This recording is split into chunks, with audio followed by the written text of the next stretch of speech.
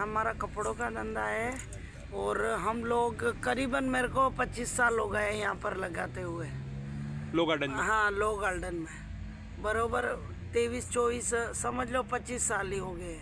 मगर हम लोग है ना, अभी कॉर्पोरेशन वाले आते हैं बंद करवाते हैं, घड़ी में आते हैं बंद करवाते हैं, दबाण की गाड़ियाँ आती है, हमारा माल भर के ले जाती है, हमको हैरान करती है। अभी 3 दिन से हम लोग बैठे हैं यहाँ पर। अभी देखते हैं क्या करते हैं ये लोग, नहीं तो हम तो भूख हड़ताल पे भी उतरेंगे। अभी ये लोग बोलते हैं कि यहाँ पर गली खांचे में चले जाओ, मगर कहाँ जाए? गली खांचा भी बताओ तो खरी, कोई बताते नहीं है और कुछ करते नहीं है ना। हम लोग अभी इतने हैरान हो गए, अभी घर कैसे चलाना है? हमारा तो समझ लो कि 20 साल से यही है हमारा रोजी रोटी सब। तो फिर अभी बच्चों का पढ़ाई करवावे के घर का भाड़ा देवे, क्या क्या कर सकते हैं हम लोग। इसलिए बहुत हैरान हो रहे हैं।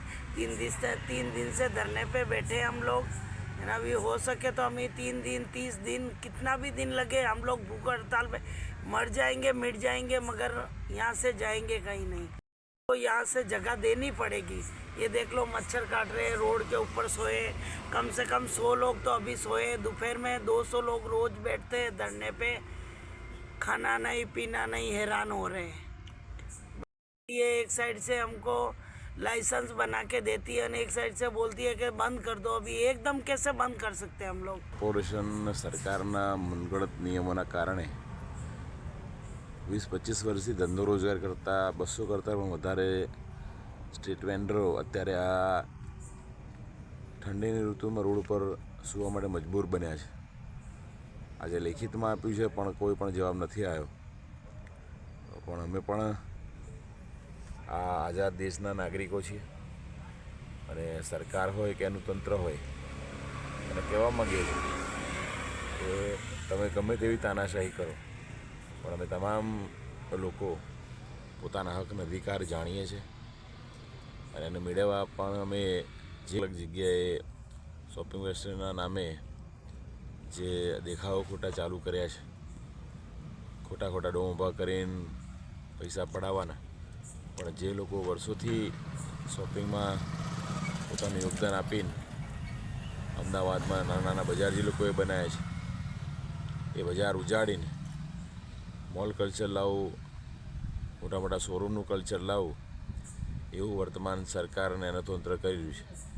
પણ અમે નાના બજારના લોકો કોઈ પણ સંજોગોમાં અમારા બજાર બંધ નહીં કરીએ. અમે લડીશું અને જીતીશું. છેલ્લા 25થી 30 વર્ષથી પાથરણા બજારમાં છું, લો ગાર્ડન બજારમાં. જ્યારે આ બજાર નહોતો એની પહેલાંથી હું મૂર્તિ વેચતા હતા. પહેલાં અમે હાથે બનાવીને મૂર્તિ વેચતા હતા. ત્યારે પણ સરકાર હતી અને આજે પણ સરકાર છે. ત્યારે પણ કોંગ્રેસ પણ હતી, એને પણ આવું જ કર્યું. બીજેપી સરકાર આવી, એ પણ તાનાશાહી કરી રહી છે. આ નાના માણસોનું લોકો કહે છે કે ગરીબોની સરકાર છે, પણ ગરીબોની સરકાર નથી, ગરીબોનું ખૂન ચૂસાય એ સરકાર છે. અત્યારે અમારો ધંધો રોજગાર, પેટનો ખાડો પૂરવા માટે અમે આ ધરણા ઉપર બેસવું પડે છે. અને ઉપરનું લેવલને ખબર નથી, મોદી સાહેબને ખબર જ નથી કે નીચે શું થઈ રહ્યું છે, નાના માણસોને શું અન્યાય થઈ રહ્યો છે. પણ આ બધું મીઠું બોલનારી સરકાર છે. અમારો રોજગાર છીનવાઈ રહ્યો છે. એના માટે અમે સરકારને અમારી રજૂઆત છે કે અમને કાયમી ધોરણે ક્યાંક સ્થાપિત ધંધો રોજગારની જગ્યા ફાળવે. સંતો સાહેબ ઘણું બધું છે આ આખા વર્લ્ડમાં. લો ગાર્ડન, પથાણા બજાર અને ચણિયાચોરી બજાર ફેમસ છે. આ સરકારે જ સ્થાપિત કર્યું છે, સરકાર જ તોડે છે.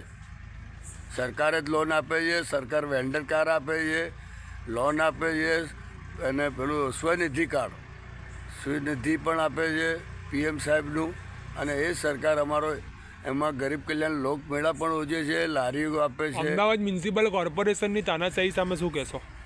અમદાવાદ મ્યુનિસિપલ તાનાશાહી સામે તો એટલું બધું કહેવાનું છે કે સાહેબ, કોર્પોરેશન અને મોટા માથા મરતિયાઓ આ બધા મળીને આ તાનાશાહી કરે છે. અને એમાં જો NRI મોટા માણસોને કરતા હોય કે સ્મોલવાળાને આવું કરતા હોય તો એમને ખબર પડે કે આનું શું પરિણામ આવે. કારણ કે અમે પણ અજ્ઞાન માણસો, અમને કંઈ બોલતા કહેતા આમાં આવડતું નથી, એટલે અમારા લોકોને આ અન્યાય થાય છે.